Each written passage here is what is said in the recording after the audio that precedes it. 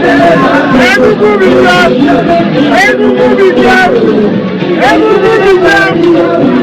say, everyone be careful. Everyone be careful.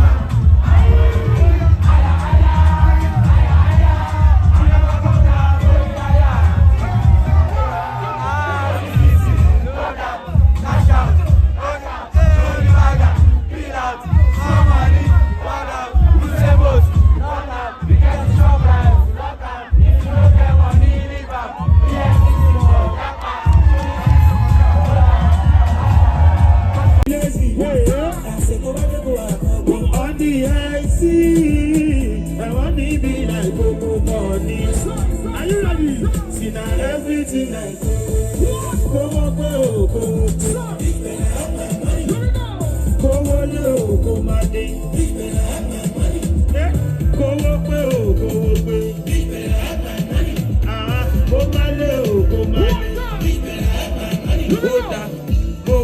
I don't touch money, I like them. Dollar signs, load them, kilo convoys. Broker, touch down no instrumental. We no minus, we the add up. Everybody let me see go. I can hear you go. From the back, let's go. 1, 2, 3, side. What? Come on. Go, side.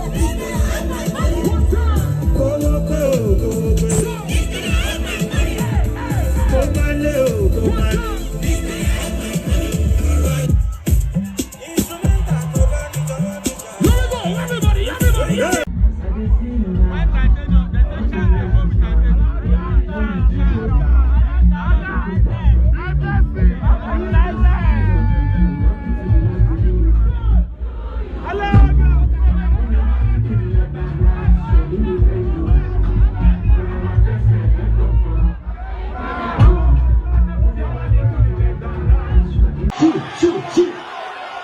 If I say protesters, you say I call calls, protesters.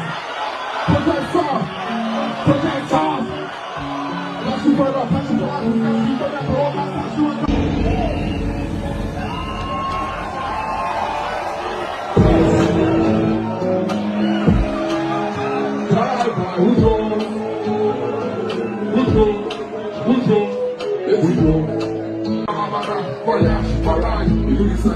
I shoot, you die, you don't do that. This guy, you die. I do it. What do you think? Oh, I mean, you die. But this is my real people. My real.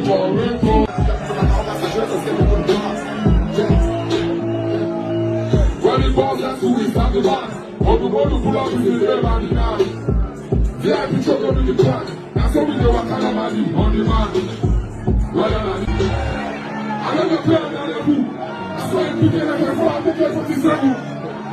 Die with the devil, but if I got your back, I need to do more. I can play, I can get it. Hurry up, just let me feel for some different cheese.